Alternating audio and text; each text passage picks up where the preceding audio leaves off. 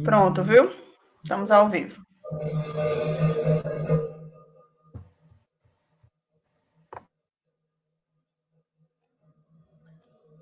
Dias e sigo sozinho. Assuntos que não. Estamos ao vivo.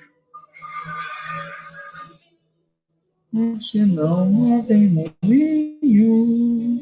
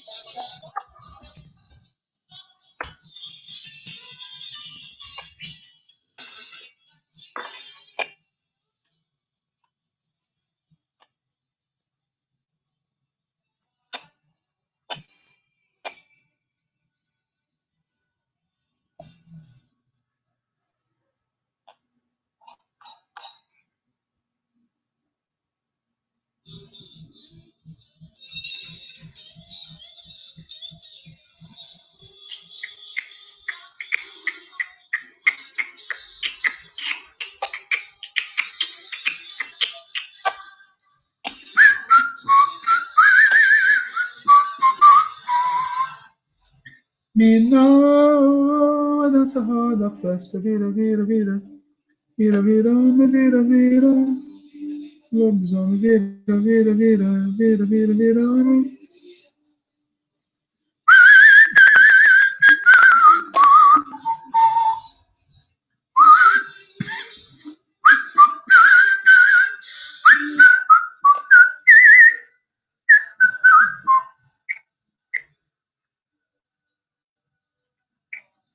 Vira, vira, vira. Vira, vira, vira, homem, vira, vira. Vira, vira, vira. Vira, vira, vira, homem, vira.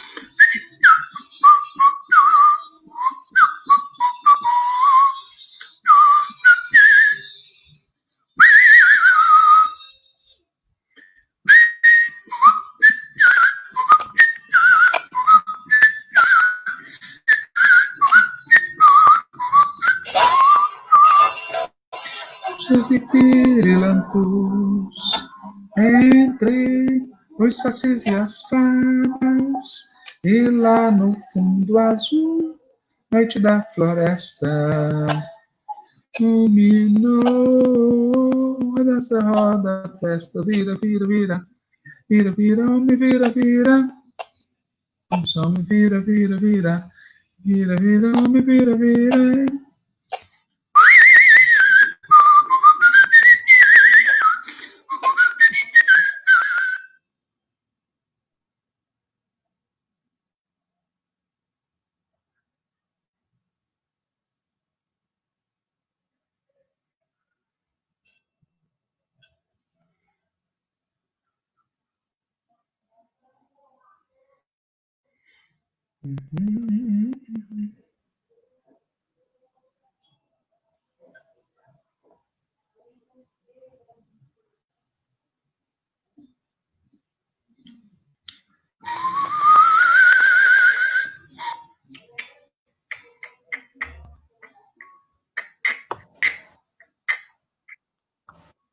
Vamos começar? Amor de cactus, ela não quis.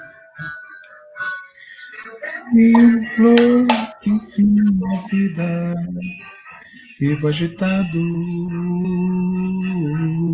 Eu já não sei se sei de tudo ou quase tudo. Eu só sei de mim, de nós, de todo mundo.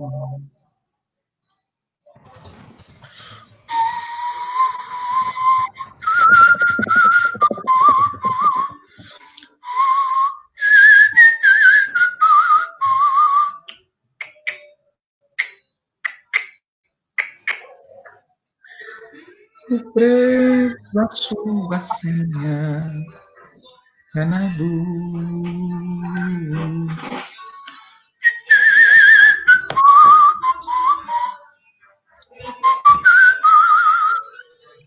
Ah, eu já não sei se sei de nada ou quase nada. Sei de mim, só sei de mim.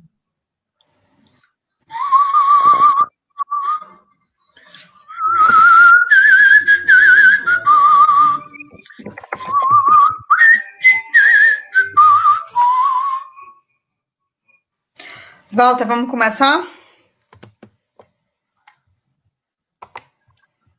Ok. Então, boa noite para todo mundo que está assistindo a gente aqui no Facebook. Também boa noite para quem vai assistir depois. Esse é o programa Antivírus. A gente está fazendo esse programa semanal desde o início desse período de isolamento.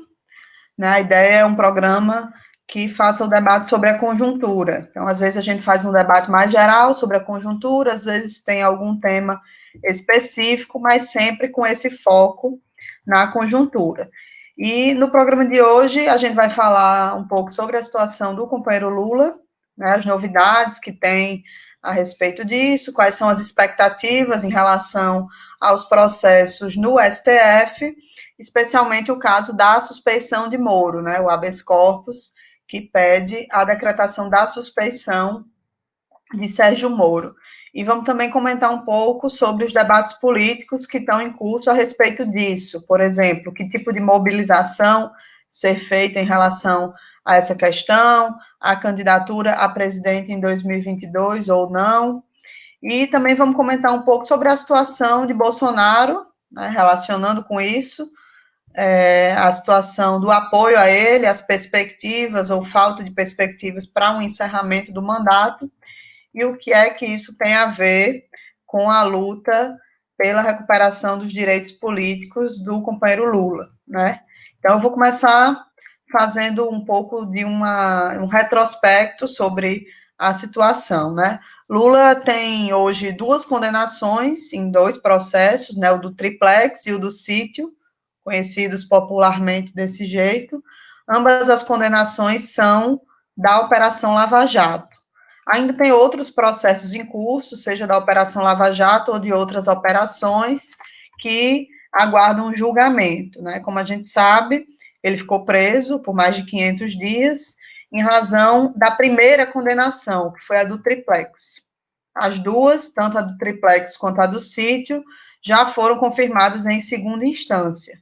Né? No caso da condenação do sítio, a confirmação pela segunda instância aconteceu já no final do ano passado, quando ele estava livre e a prisão nessa fase já não era mais aceita. Né? Então, lembrando que a liberdade do companheiro Lula aconteceu após o STF decidir que não poderia existir prisão após condenação em segunda instância, salvo exceções que não se aplicavam ao caso de Lula. Né? Como a gente sabe, na verdade, essa prisão após o trânsito em julgado é uma determinação constitucional, só que, convenientemente, o STF resolveu só lembrar disso depois da eleição de 2018, né?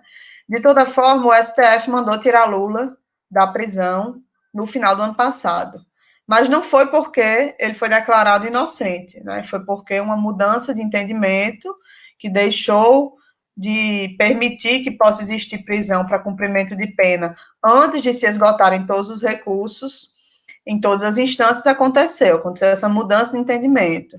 Então, é uma mudança de entendimento sobre a Constituição, sobre o que está escrito na Constituição, né, que deixa claro um princípio, que eles entenderam de um jeito antes da eleição e entenderam de um outro jeito depois da eleição, como eu disse. Então, a preço de hoje, ocorrendo o trânsito em julgado em algum desses processos, ou seja, esgotando-se as possibilidades de recursos contra essas condenações injustas que existem, pode sim haver uma nova prisão do companheiro Lula, né? Então, esse é um panorama, né, da situação em relação às condenações.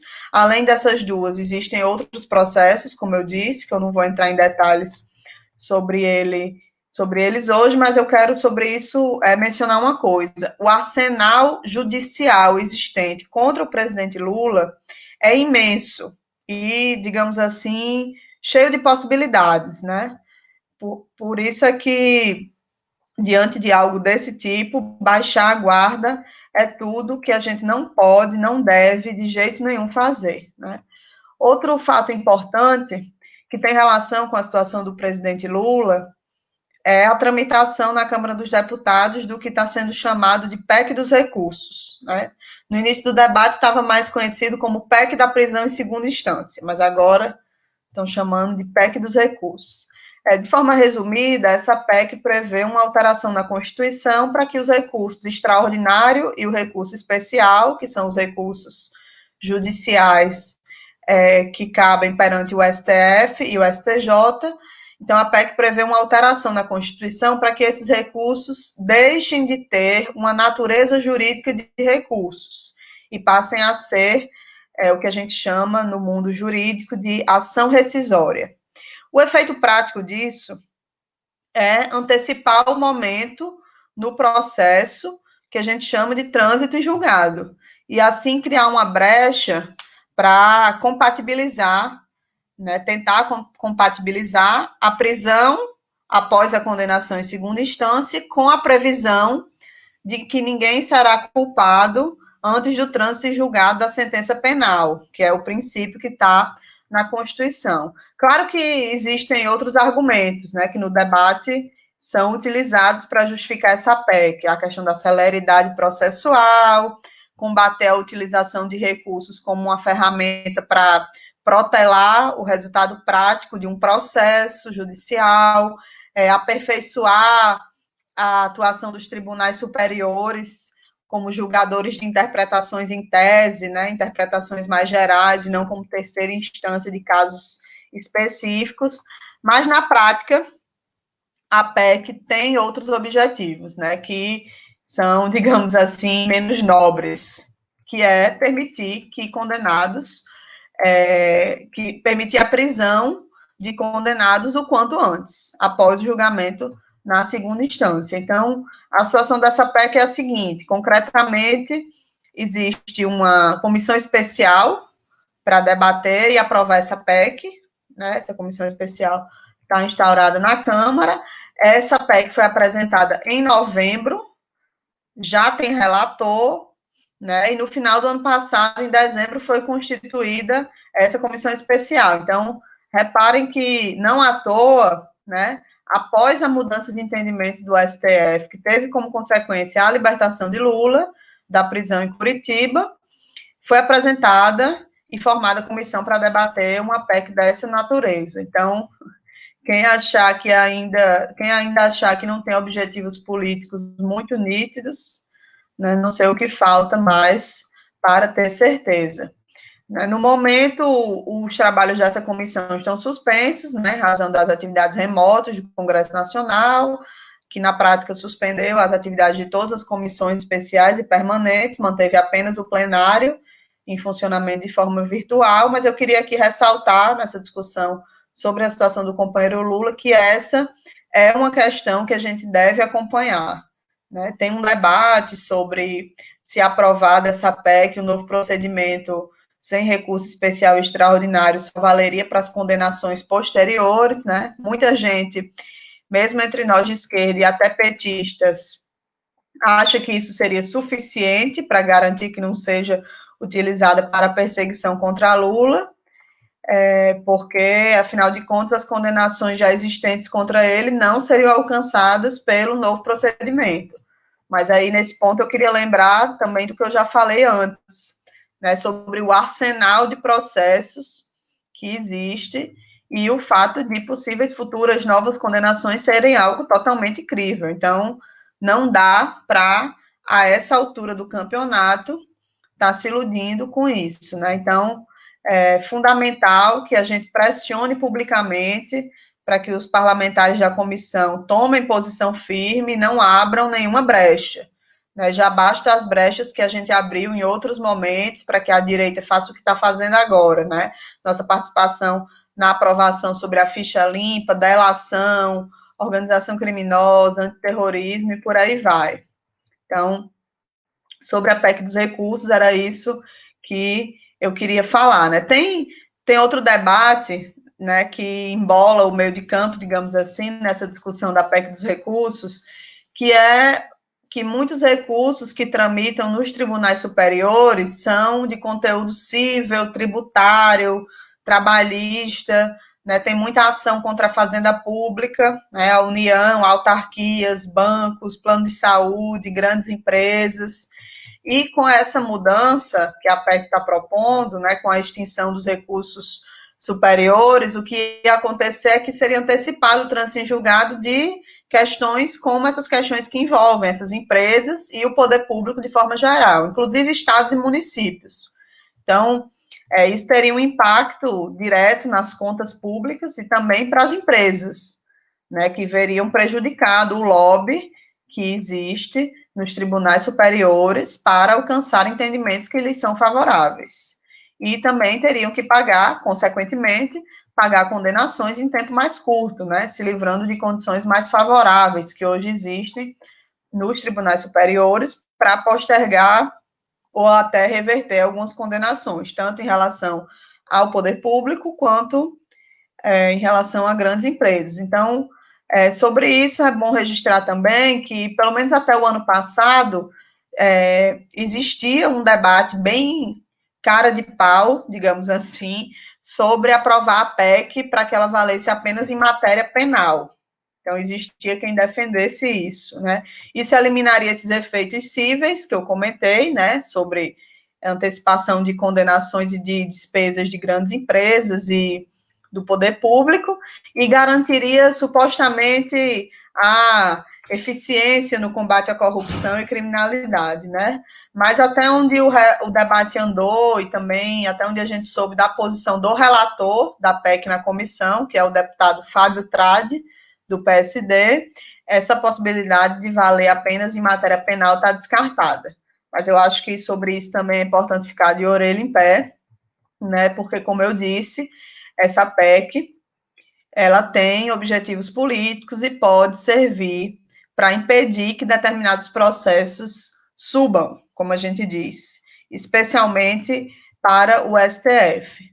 Né? Existiu, ainda no início desse ano, alguns rumores de que a bancada do PT poderia votar a favor dessa questão, né? Creio eu na ilusão de que a mudança não valeria para condenações anteriores à promulgação, e que isso seria suficiente para barrar a PEC, mas eu acho, enfim, até difícil dizer algo a esse respeito e creio que existe alguém entre nós com esse tipo de expectativa no caráter republicano da aplicação da lei. Então, sinceramente, eu não creio que um absurdo deste tipo venha a se materializar. Então, imagino mesmo que quando isso for a voto, não apoiemos e em hipótese alguma, uma PEC com essas características, né? Até porque, além da questão específica e concreta que diz respeito à questão da perseguição contra Lula, é preciso ter isso muito explícito, contra Lula e contra lideranças de esquerda, é um procedimento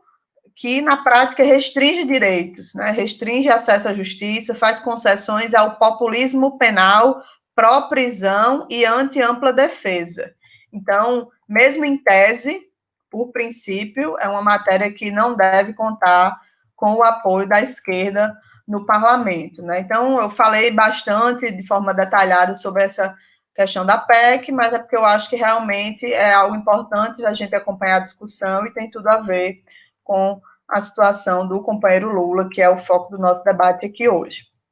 Além disso, Walter, tem outra discussão que está relacionada com essa, né, mais palpável ainda, que é a possibilidade de reversão de alguns abusos da Operação Lava Jato, principalmente pelo STF.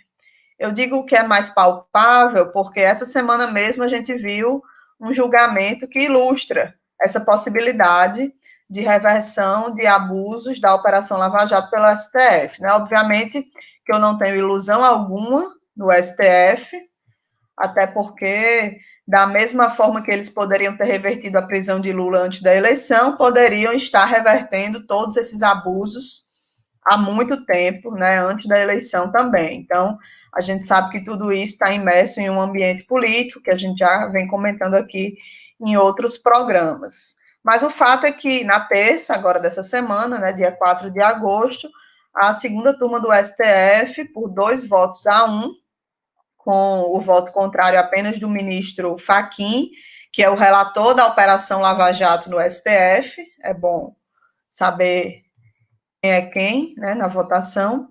Então, a segunda turma decidiu que a delação de Antônio Palocci deveria ser retirada de uma das ações penais contra Lula, né, uma ação que ainda não tem condenação, na qual ele é acusado de receber vantagens para o Instituto Lula. Essa é aquela delação que teve o sigilo derrubado por Moro, ou seja, que foi divulgada por Moro na semana que antecedeu ao primeiro turno da eleição de 2018, né? E é um dos fatos mais explícitos da falta de imparcialidade do ex-juiz e agora ex-ministro Sérgio Moro nos julgamentos contra Lula. Então, politicamente, né, essa delação tem esse contexto. Ela foi a delação que foi divulgada antes da eleição presidencial, com o evidente intuito de influenciar no resultado da votação do primeiro turno. Então, claro, depois desse fato, veio outros, né? Veio a nomeação dele como ministro da Justiça, veio a Vaza Jato, os objetivos políticos ficaram ainda mais evidentes, né? Então, aquilo que a gente dizia já há muito tempo passou a ficar muito mais explícito. Mas esse fato aí da divulgação da delação, ainda em 2018, ainda como juiz, é um dos mais escandalosos, né, com vinculação política mais nítida, por ter acontecido justamente na semana antes da eleição presidencial no primeiro turno, né. Então, isso foi reconhecido pelo STF no julgamento dessa semana. Eu vou ler aqui uma parte da fala do ministro Ricardo Lewandowski, que foi um dos que votou a favor dessa retirada da delação, que deixa isso muito nítido. Então, ele diz assim: registro em primeiro lugar que no dia. Peraí, só um minuto, deixa eu. Aqui. Registro em primeiro lugar que no dia 1º de outubro de 2018, às vésperas do primeiro turno da eleição presidencial, ocorrido em 7 de outubro de 2018, e após o encerramento da instrução processual que é o período no qual as provas são produzidas em uma ação judicial, né?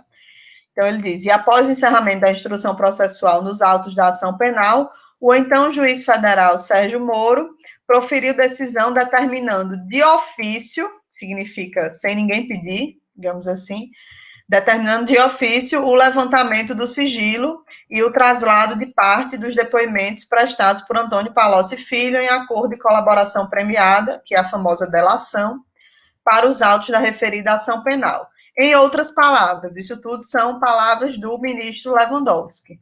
Então, ele diz, em outras palavras, o ex-magistrado aguardou mais de 3 meses da homologação da delação de Palocci para, na semana do primeiro turno das eleições de 2018, determinar, sem prévio requerimento do órgão acusatório, ou seja, sem pedido do Ministério Público, que é o órgão acusatório, determinar a efetiva juntada ao citado processo criminal. Mas não é só diz Lewandowski. Apesar de ter consignado que a medida era necessária para instruir a ação penal, o aludido juiz, Moro, assentou de modo completamente extravagante que levaria em consideração, quanto aos coacusados, apenas o depoimento prestado por Antônio Palocci sob o contraditório na apresentação penal. Ora, se o referido acordo de colaboração não poderia ser utilizado quando da prolação da sentença, porque o magistrado determinou de ofício, após o encerramento da instrução, seu encarte nos autos da ação penal e o levantamento do sigilo, precisamente naquela semana que antecedeu o primeiro turno da disputa eleitoral? Pergunto. Isso tudo é Lewandowski falando. Com essas e outras atitudes que haverão de ser analisadas no âmbito do HC 164493 do Paraná, que é o HC da suspeição de Moro, o referido magistrado, para além de influenciar de forma direta e relevante o resultado da disputa eleitoral, conforme asseveram inúmeros analistas políticos, desvendando um comportamento, no mínimo, heterodoxo no julgamento dos processos criminais instaurados contra o ex-presidente Lula, violou o sistema acusatório, bem como as garantias constitucionais do contraditório e da ampla defesa. Então, eu li esse trecho porque ele é muito revelador, né, do que foi essa decisão sobre a exclusão da delação do processo contra Lula, né? Essas são palavras ditas essa semana no julgamento do STF sobre retirada dos autos os trechos dessa delação, que foram incluídos de forma ilegal e que foram divulgados também de forma ilegal. Então, politicamente, né, o que é que isso significa? O debate sobre o papel do STF no julgamento final de processos que envolvem matéria constitucional está totalmente permeado por situações como essa dessa semana, né? Nesse caso, foi uma decisão que foi favorável à tese de defesa de Lula sobre a parcialidade de Moro, né? E que reforça os argumentos que a gente vem levantando aí já há muito tempo pela anulação das condenações, né? O que, por sua vez, tem uma consequência direta na recuperação dos direitos políticos de Lula, né? O que lhe permite concorrer nas eleições de 2022. Então, a gente está dando todo esse panorama jurídico, digamos assim, mas que não é uma questão jurídica menor, né? É uma questão que está totalmente, que permeia completamente, que tem muitas repercussões no debate político em torno da disputa aí de Lula e de Lula poder estar na disputa. Então, essa decisão dessa semana, né, aumentou a pressão para que seja pautado esse habeas corpus, que é o HC 164493, que é mencionado por Lewandowski no seu voto e que é o HC conhecido como HC da suspeição de Moro. Essa pressão por fazer esse julgamento o quanto antes já estava em curso antes dessa semana, né, também em razão da aposentadoria compulsória do ministro Celso de Mello, que deve acontecer em outubro, ele que também faz parte da segunda turma, e isso certamente vai alterar a correlação de forças, tanto na segunda turma quanto no STF, porque o que vai acontecer é a indicação de um ministro bolsonarista, né? E aí, diante de tudo isso que eu coloquei, esse resumo da situação de Lula e um pouco da discussão sobre as questões que envolvem a prisão, as possibilidades de prisão e as possibilidades de anulação de condenações, está aberto um debate na esquerda, especialmente no PT e na campanha Lula Livre, sobre como agir diante disso, né? Se a gente vai fazer pressão pública, vai fazer mobilização popular, vai usar as redes, vai fazer atos presenciais, se a gente vai fazer articulações restritas e mais privadas junto aos ministros do STF, se a gente vai fazer as duas coisas ou só uma delas, que termos a gente vai usar nessa pressão e nas articulações. Então, tudo isso está em debate. E eu queria que Walter comentasse um pouco, né, feito esse panorama inicial aí que eu fiz, que Walter comentasse um pouco sobre esse debate. Maravilha. Bom, primeiro, boa noite a todos, boa noite a todas. A Natália já apresentou de maneira bastante detalhada o problema e eu vou muito brevemente relatar algumas das discussões políticas que têm ocorrido sobre tudo isso que ela já relatou. A primeira discussão é sobre o que é mais importante, se é o chamado embargo auricular ou se é a pressão pública, né? Tem gente que acha que a gente não deve fazer pressão pública ou que a gente deve fazer pressão pública com muito cuidado, para não constranger os ministros do Supremo Tribunal Federal. Melindrar. Eu ouvi essa palavra em algumas discussões. Melindrar. Não podemos melindrar os ministros do Supremo. Bom, eu queria, para fazer essa discussão, separar duas coisas. Por um lado, é verdade que há mais espaço hoje do que havia antes para que os chamados embargos auriculares, para que articulações discretas tenham chance de êxito. Mas, por outro lado, o ambiente geral no país, inclusive no judiciário, segue antidemocrático, segue dominado por uma lógica de judicialização da política e de partidarização da justiça. Além disso, os ministros do STF recebem pressões formais ou informais vindas de todos os lados. E mesmo os tidos como mais garantistas já demonstraram algumas vezes que são suscetíveis a essas ameaças. Portanto, nós não podemos abrir mão em nenhum momento do direito de pressionar. Aliás, que conceito de democracia é esse que dá a 11 pessoas o direito de decidir sobre tudo, sem poder nem mesmo receber pressão? Então, essa é a primeira discussão: embargo auricular ou pressão pública. Tem que fazer embargo auricular, mas tem que fazer pressão pública. A segunda discussão é sobre o timing da coisa. A preços de hoje, a decisão sobre o Lula será adotada numa das turmas do STF e não no plenário do STF. Acontece que, com a aposentadoria do Celso de Mello, a relação de força desta turma e do Supremo como um todo, a correlação de forças vai mudar muito. Portanto, a hora de fazer embargos de pé de ouvido e a hora de fazer mobilização pública é agora.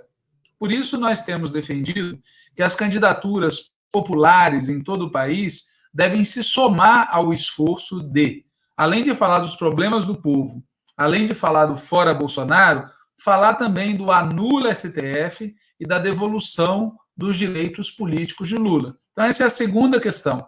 Faz parte da luta política geral e da campanha eleitoral colocar o tema agora, porque o tempo é até o final de outubro. E a terceira discussão é por que nós devemos fazer isso. Alguns enfatizam a recuperação da verdade, a restauração da imagem pessoal de Lula, os valores da justiça e etc. e tal. Tudo isso é verdade. Mas, na nossa opinião, o mais importante, o realmente importante, é que nós só vamos virar a página do golpe quando a esquerda voltar a governar esse país, quando os atos criminosos forem revogados e os criminosos forem punidos, inclusive alguns presos por crime de lesa pátria, entre outros. E Lula tem um papel fundamental nisso tudo. Eu quero enfatizar esse tema da condenação e prisão dos golpistas. A última ditadura que nós tivemos nesse país fez o desplante de promover uma autoanistia para os crimes que eles cometeram. E quando a ditadura acabou, uma parte dos democratas aceitou aquela autoanistia como se fosse um fato consumado. Inclusive, tem gente que fala de pacto. Foi feito um pacto. O que é rigorosamente mentira. Houve uma votação no Congresso Nacional, teve gente que ganhou, gente que perdeu. Resultado dessa postura, diferente da Argentina, aqui no Brasil, não tem nenhum golpista de 64, nenhum dos criminosos da ditadura que tenha sido condenado e preso. Ou seja, os caras rasgaram a Constituição, implantaram uma ditadura militar, perseguiram as pessoas, prenderam as pessoas, torturaram as pessoas, mataram as pessoas, desapareceram com os cadáveres e absolutamente ninguém foi punido, ainda que se saiba quem fez o quê. O resultado disso, sabe qual foi? Bolsonaro, cavernícola. Se tivesse havido justiça de transição, não teríamos cavernícola. Por isso, a gente tem que aprender. Os criminosos de 2016 até hoje, dos que praticaram o golpe fraudulento, passando pelos que condenaram, prenderam e interditaram ilegalmente a candidatura do Lula, indo até aqueles que cometeram fraude na eleição de 2018. E os crimes continuados que vêm ocorrendo desde então, esses criminosos têm que pagar por seus crimes. Pois esse é o único jeito de reduzir ao mínimo a chance da história se repetir mais uma vez. Por tudo isso, a gente considera muito decisivo que ocorra a anulação do julgamento do companheiro Lula e ele tenha de volta os seus direitos políticos. É uma parte fundamental dessa operação. É isso. Devolvo a palavra para a Natália. Então, Walter, eu acho que algumas dessas informações que a gente debateu aqui, né, nesse primeiro momento do programa, já deixam bem nítido a centralidade que tem a luta pela recuperação dos direitos políticos do companheiro Lula, né? Como você disse, não é exclusivamente, nem principalmente, por uma questão de justiça pessoal, de honra e de dignidade individual. Claro que tudo isso tem relevância, né? Mas coletivamente, politicamente, o central da luta por recuperar os direitos políticos de Lula é porque isto é o melhor para o povo brasileiro, né? Simples assim. O cenário que a gente está hoje é de uma certa estabilização do governo Bolsonaro, né? Acho que tem que dizer as coisas como elas são. Depois de alguns meses bem agitados, né, que misturaram a pandemia com os conflitos abertos entre o governo e as instituições aí, liberais governadas, controladas pela própria direita, né, como o parlamento, a cúpula do judiciário.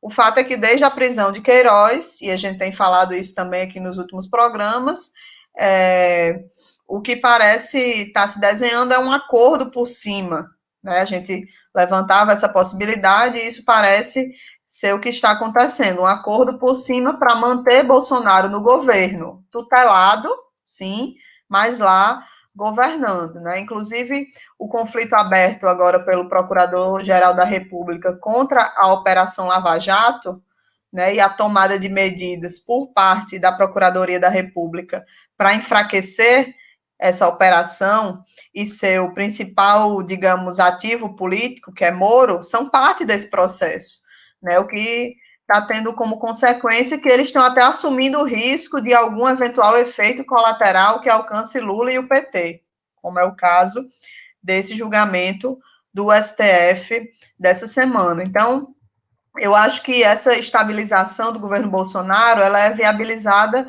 em diversas frentes, né? Tem a frente parlamentar, com a compra do Centrão, que já está em curso aí há alguns meses, a declaração de Rodrigo Maia no Roda Viva agora dessa semana, sobre não existir crime de responsabilidade que justifique impeachment, inclusive reafirmando a convicção dele no impeachment de Dilma, mas negando o impeachment de Bolsonaro, é uma dessas frentes, né?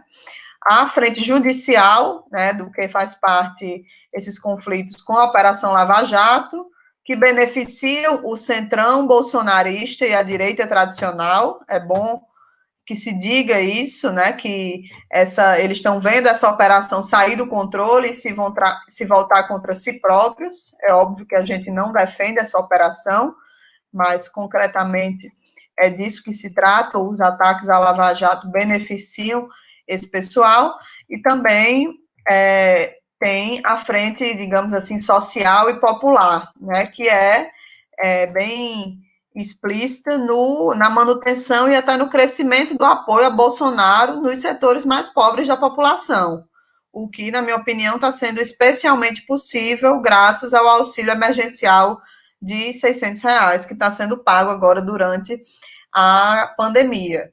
Então, eu queria comentar um pouco essa última questão da Frente Popular, né? É tão verdade que essa é uma das frentes importantes de sustentação do governo, que está partindo da própria equipe econômica, que a gente sabe que características tem a equipe econômica desse governo, mas está partindo daí a elaboração do tal programa Renda Brasil, né?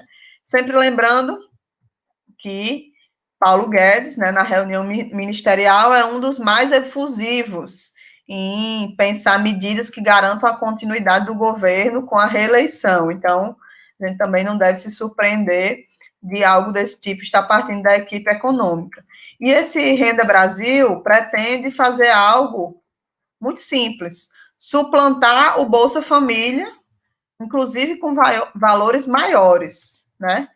E tudo isso, né, a existência e o pagamento desse auxílio emergencial, que pode vir a dar num novo programa permanente, né, o pagamento mesmo com problemas, tem como uma das consequências o crescimento desse apoio de Bolsonaro entre os setores populares, com destaque para o Nordeste, o que não deixa de ser bastante interessante de se observar, né, considerando que até ontem muita gente de esquerda dizia que o Nordeste era uma região blindada, imune, de esquerda, o nosso reduto intocável da resistência, né? E aí, quando se deparam com a famosa vida real, né, que muitos tanto gostam de proclamar que são os porta-vozes, e que está escancarando diante de nós a insuficiência dessa oposição quase que exclusivamente institucional, né, através de alguns poucos governos e do parlamento,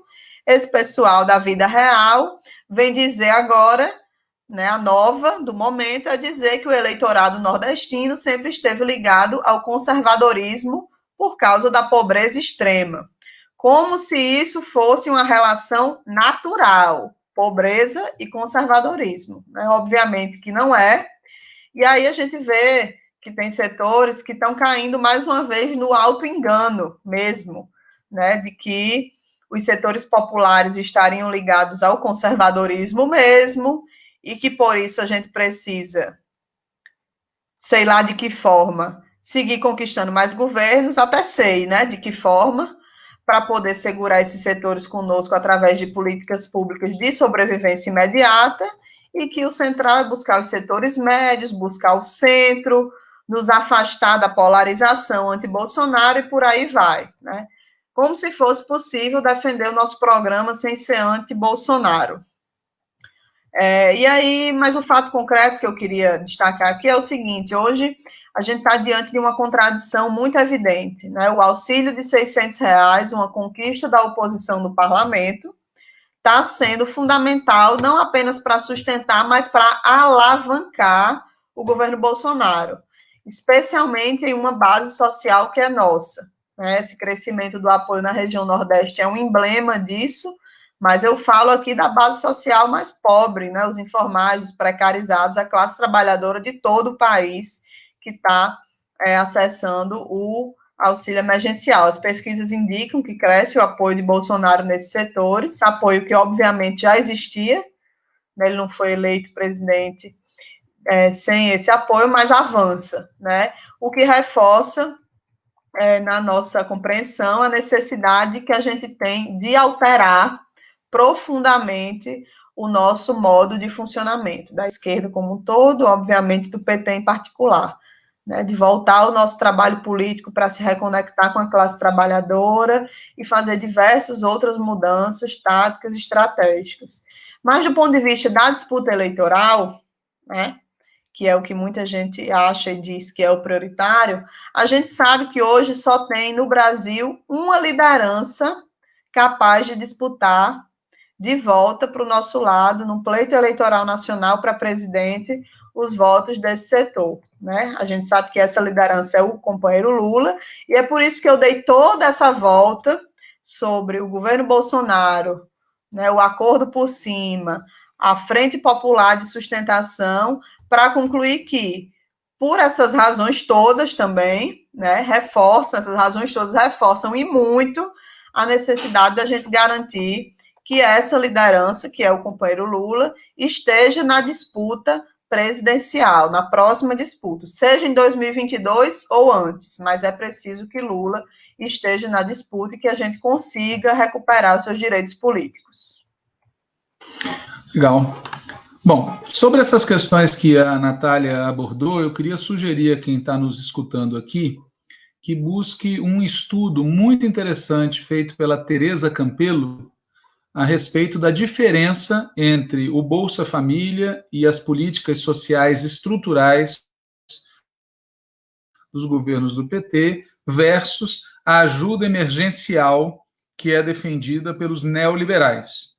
Segundo comentário que eu queria fazer é uma pergunta, né, que está embutida nessa exposição que a Natália fez.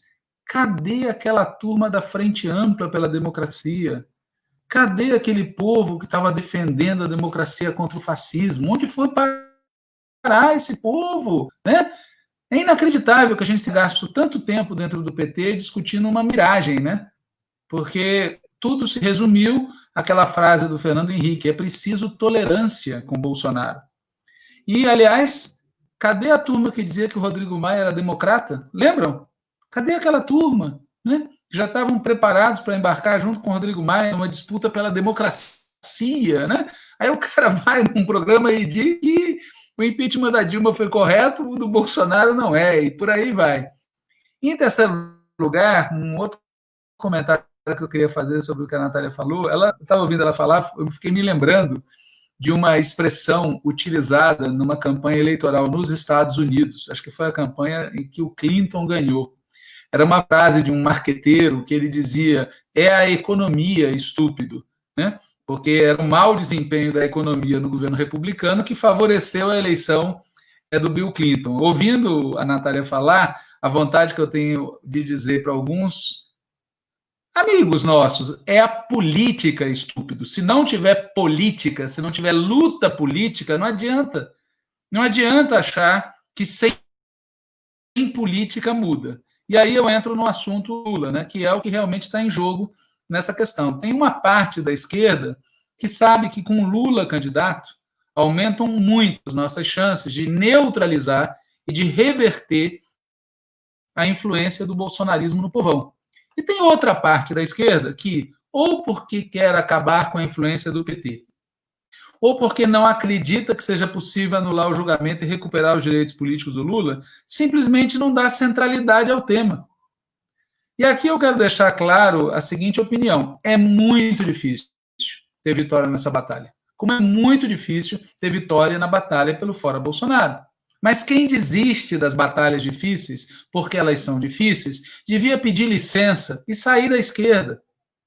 Eu também quero comentar o seguinte: em política, tempo é muito importante. A gente devia ter assumido o Fora Bolsonaro antes, quando o Bolsonaro estava mais fraco. Mas, naquele momento, uma parte da esquerda não apoiava a palavra de ordem. Por quê? Porque achava que política não estava em primeiro lugar. Hoje, os pessimistas de ontem começam a fazer um raciocínio mega otimista, segundo o qual, tudo bem, é difícil agora derrotar o Bolsonaro, mas 2022 será mais fácil derrotar o Bolsonaro. Mas isso também não é verdade. Eles erraram antes, quando retardaram a adoção do Fora Bolsonaro na hora que a gente podia ter colocado o cara para fora com mais facilidade, e erram de novo agora, adiando o enfrentamento na suposição de que ele será mais fácil ali na frente. Veja, pode ser que sim, pode ser que não, pode acontecer de tudo, mas tudo depende do que a gente fizer até lá. Se a gente não fizer nada, ou se a gente fizer muito pouco, se a gente não lutar, se a gente não enfrentar pesadamente o governo Bolsonaro aqui e agora, a gente vai chegar lá fraco e ele forte. Entende? Se a gente não se mexer, não se mobilizar, não disputar agora, não tem essa hipótese de lá na frente a gente pega o cidadão. Ou chegaremos fracos, nós e ele, e quem chegará forte é algum outro setor da direita, que também, vamos lembrar, não existe nesse mundo só nós e o Bolsonaro. Por isso é fundamental mobilizar aqui e agora em torno do caminho melhor, mais curto e mais seguro. E o caminho melhor, mais curto e mais seguro combina o Fora Bolsonaro, Fora Mourão, Fora seu governo e suas políticas, a defesa da PEC, que antecipa as eleições presidenciais em caso de afastamento do titular, e a anulação do julgamento do Lula no STF e a recuperação dos seus direitos políticos. O caminho melhor, mais curto e mais seguro passa por Lula. E aí eu quero falar, claro, que não me espanta, mas me causa repugnância. Eu vou repetir a palavra porque ela é sonora, né? Repugnância. Ver gente que sempre usou do Lula para se fortalecer nas batalhas eleitorais e sempre usou do Lula para se fortalecer na luta interna do próprio PT, e mais hoje se mostra tão pouco disposta a compreender na prática, não só em discurso de reunião, a centralidade da luta pela anulação de sua condenação e a recuperação dos direitos políticos. Eu vou terminar a minha contribuição aqui lendo uns trechinhos de um momento que foi distribuído hoje entre dirigentes do PT com argumentos para defender o habeas corpus. Eu vou ler só os títulos, que eles são bem legais, né? Lula ainda não está livre da perseguição e do lawfare. Lula não teve julgamento normal em Curitiba e no TRF4. Lula não foi condenado por desvios e corrupção na Petrobras. A sentença de Moro não traz provas robustas contra Lula. Lula não foi condenado como chefe de quadrilha. Grampear os advogados de Lula não foi um descuido, e Moro é reincidente neste crime. A sentença do triplex não foi efetivamente revisada em 3 instâncias. Lula não virou ministro para fugir da justiça. Lula não foi condenado por diversos juízes, além de Moro. A anulação do caso triplex não desacreditará o judiciário. A anulação do caso Lula não vai beneficiar criminosos. Ações contra a Lava Jato não comprometem o combate à corrupção. A Lava Jato não mudou o Brasil para melhor. O clamor popular, entre aspas, não justifica as ilegalidades da Lava Jato e Sérgio Moro. Isso foi distribuído pela assessoria de comunicação do PT. Tem coisas bastante interessantes aqui em termos de argumentação simples. E a principal ideia, que eu concluo com isso, é pau na Lava Jato. Porque ainda tem gente que diz que a Lava Jato é mais ou menos, foi até legal, mas cometeu equívocos, como se a Lava Jato não tivesse sido, do começo ao fim, uma conspiração político-judicial em aliança com um governo estrangeiro. É uma operação de lesa-pátria, de traição. Esses caras algum dia vão em cana. E quem não se deu conta até agora tem que cair a ficha de que não dá para ter nenhum tipo de piedade com a Lava Jato e com todos os crimes que eles cometeram. Lembrando que esse discurso de que a Lava Jato é mais ou menos, tem coisas que podem se salvar, é o discurso da Globo, né, hoje, né, da Folha e por aí vai. Então, realmente, né, uma operação que surgiu lá em 2014, pouco antes da reeleição de Dilma, e que a gente viu a que serviu, não pode ter um único segundo da nossa defesa. É pau na Lava Jato. Agora, Walter, eu queria que você respondesse 2 perguntas que estão relacionadas. Eu vou ler aqui, como a gente tem um tempinho, até o nosso horário limite, né? Tem uma pergunta que é assim, sobre o auxílio e a relação, em relação ao possível crescimento de apoio a Bolsonaro no Nordeste. A pergunta é o seguinte, em que medida um programa de transferência de renda, sem a mudança total na orientação econômica ultraliberal do governo, pode atrapalhar esse movimento? Entendi que pode atrapalhar esse movimento da recuperação do apoio, né?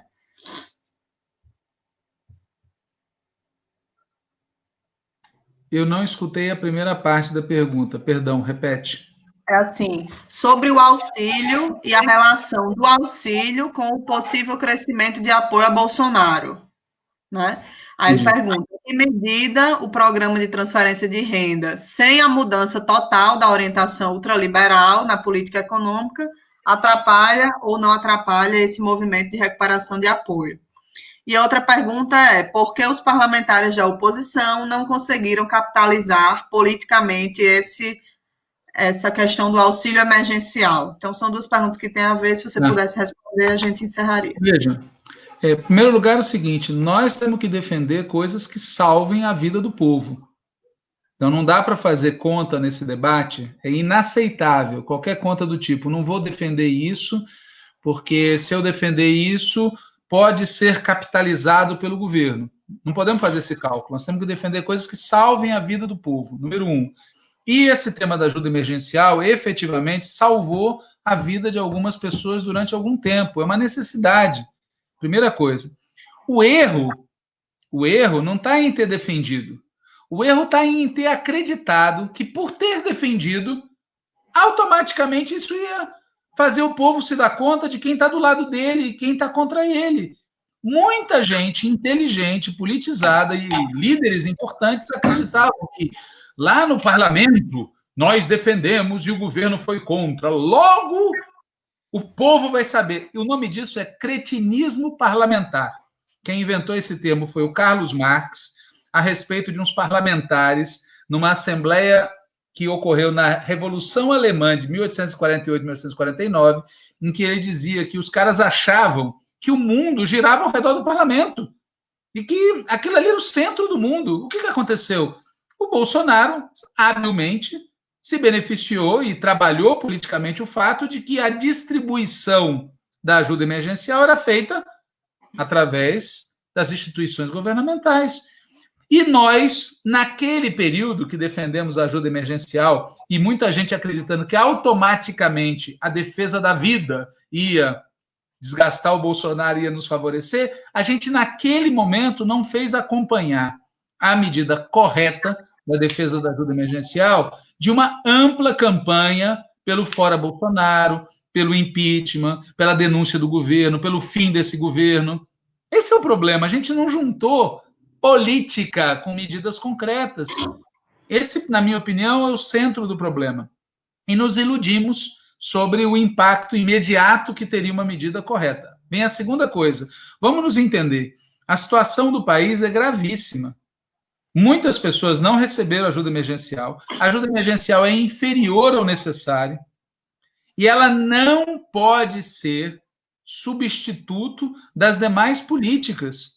Porque, no fundo, o que os liberais querem é isso. Você dá um voucher em dinheiro para as pessoas e as pessoas vão no mercado comprar os bens de que elas precisam para sobreviver, inclusive saúde, educação, etc.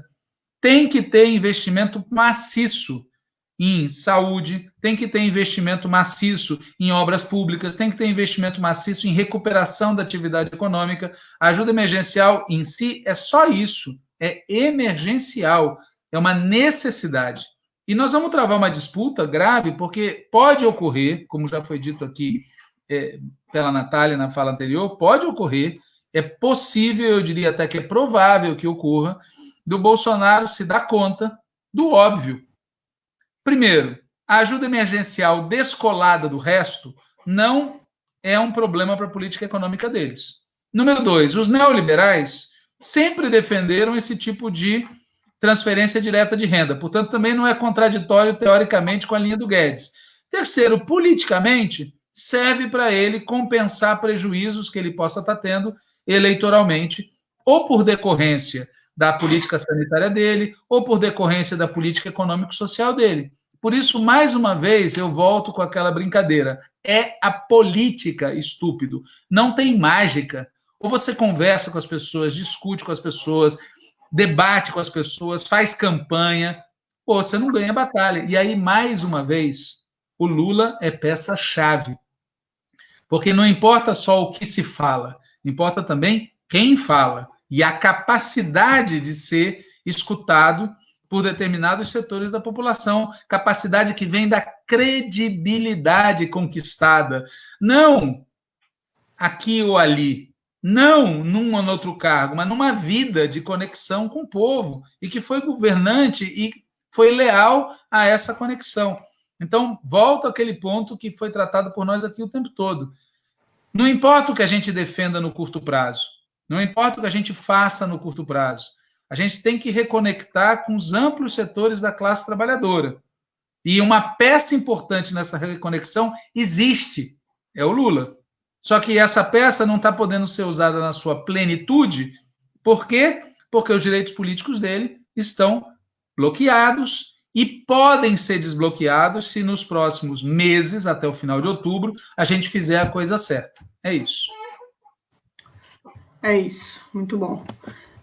Então é isso, eu acho que a gente não tem mais nenhuma pergunta e vamos encerrar aqui o programa antivírus de hoje, mas pelo visto Walter tem mais algum comentário. Tem, eu queria aproveitar, porque tem gente que está assistindo aqui, gente que vai assistir depois. Amanhã tem reunião no Diretório Nacional do PT. Uma das questões que a gente vai discutir nesse diretório é um plano de transformação do Brasil, que está em debate na direção nacional. É importante que todos e todas que estão nos ouvindo aqui acompanhem essa discussão, porque ela é muito didática, muito reveladora das diferentes posições que existem na esquerda brasileira e no PT acerca de como vincular conjuntura com o médio prazo, como vincular o emergencial com o estrutural, como lidar politicamente com os problemas que o país tem.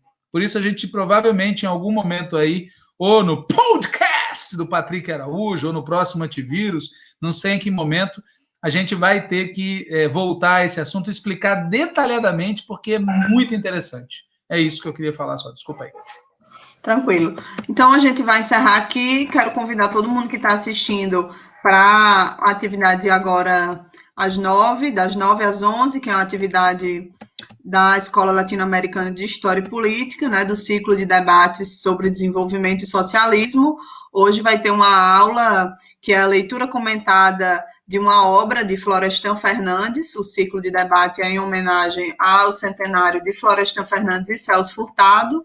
Então, vai ter uma aula que é a leitura comentada da obra A Integração do Negro na Sociedade de Classes. Vai ser comentada pelo professor Ramatiz Jacino, da UFABC. Eu vou estar também moderando esse debate, então convido todo mundo para assistir, né? E próxima semana a gente está de volta com o antivírus e também na próxima semana, dia 13, a gente vai ter contramola, né? A gente não fez o contramola na última semana, porque por causa do seminário sobre desenvolvimento e socialismo, que a gente está convidando todo mundo para participar no YouTube da ELAP, e próxima semana a gente retoma com o contramola. É isso, boa noite a todos e todas, boa noite, Walter, até mais, gente.